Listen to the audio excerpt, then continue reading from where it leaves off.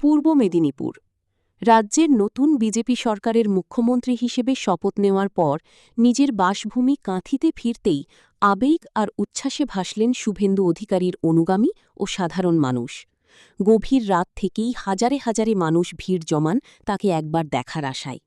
কাঁথি শহর থেকে গ্রামাঞ্চল সর্বত্র উৎসবের আবহ চোখে পড়ে।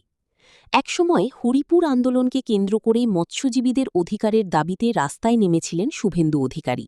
সেই আন্দোলনের স্মৃতি এখনও জীবন্ত পূর্ব মেদিনীপুরের বহু মানুষের মনে। জেলার এক মহিলা মৎস্যজীবী সংগঠনের সদস্যা বলেন, একসঙ্গে আন্দোলন করেছি, মিটিং মিছিল করেছি শুভেন্দুবাবুর সঙ্গে। তিনি আমাদের ঘরের ছেলে। মুখ্যমন্ত্রী হওয়ার পরও তিনি মৎস্যজীবীদের কথা ভুলবেন না বলেই আমাদের বিশ্বাস। জেলার মৎস্যজীবী মহলেও এখন নতুন আশার সঞ্চার হয়েছে। দীর্ঘদিন ধরে উপকূলবর্তী এলাকার মৎস্যজীবীদের বিভিন্ন সমস্যা, সমুদ্রের নিরাপত্তা, ট্রলার সংক্রান্ত জটিলতা ও আর্থিক অনিশ্চয়তার বিষয়গুলি নিয়ে নতুন সরকারের কাছে বড় প্রত্যাশা তৈরি হয়েছে। অন্যদিকে বিদ্যাসাগর সেন্ট্রাল কোঅপারেটিভ ব্যাংকের সঙ্গেও দীর্ঘদিন যুক্ত ছিলেন শুভেন্দু অধিকারী। বহু বছর ওই ব্যাংকের চেয়ারম্যান পদে দায়িত্ব সামলেছেন তিনি। ব্যাংকের এক কর্মকর্তা বলেন, কাঁথির ছেলে আজ বাংলার মুখ্যমন্ত্রী। এটা শুধু পূর্ব মেদিনীপুর নয়, গোটা জেলার মানুষের কাছে গর্বের বিষয়। আশা করছি জেলার উন্নয়নে নতুন দিগন্ত খুলবে। স্থানীয় বাসিন্দাদের একাংশের দাবি, পূর্ব মেদিনীপুর দীর্ঘদিন ধরেই রাজনৈতিকভাবে গুরুত্বপূর্ণ জেলা হলেও এবার প্রশাসনিক ক্ষেত্রেও জেলার প্রতি বিশেষ নজর পড়বে। রাস্তা, শিল্প, মৎস্য, পর্যটন ও উপকূলবর্তী এলাকার পরিকাঠামো উন্নয়নে নতুন গতি আসবে বলেই মনে করছেন তারা। নতুন মুখ্যমন্ত্রীকে ঘিরে কাঁথি ও পূর্ব মেদিনীপুরই এখন উৎসবের আবহ।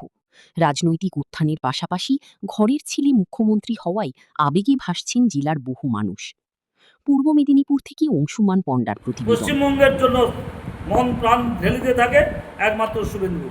অতএব তার সে অগ্রগতি যাতে আরো দীর্ঘায়ু হয়, ঈশ্বরের কাছে কামনা করি। কাঁথির সন্তান মুখ্যমন্ত্রী, আমরা তো কাঁথির আবেগের সঙ্গে এখন যুক্ত না। যদিও এগুলা মহকুমা হয়েছে, সেই অবিভক্ত কাঁথি বলেই চলে।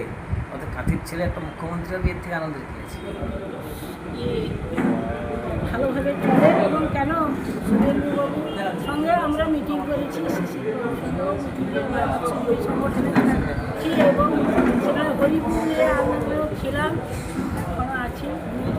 বলে আমাদের খুব ভালো হবে। আমাদের সেখানে মৎস্যজীবীরা, এই যে আমরা ভূমিহীন মানুষ বসে আছি, সমুদ্রে মাছ নেই, ওনার কাছে দাবি দাবা করলে আমরা আগামী দিনে ভালো থাকবো, কেননা সে তো আমার ঘরের ছেলে।